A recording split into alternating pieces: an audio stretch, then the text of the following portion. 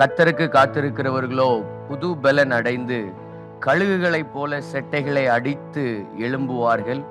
அவர்கள் ஓடினாலும் இளைப்படையார்கள், நடந்தாலும் சோர்ந்து போகார்கள். இந்த கழுகுக்கு ஒரு நேச்சர் உண்டு.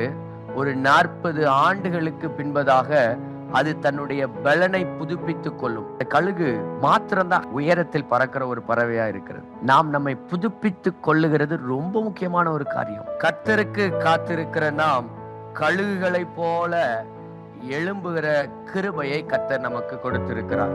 Waiting period is not wasting period. ஆண்டவருடைய சமூகத்துல இருக்கிற ஒரு நேரமும் வேஸ்ட் பண்ணப்படுறதே கிடையாது.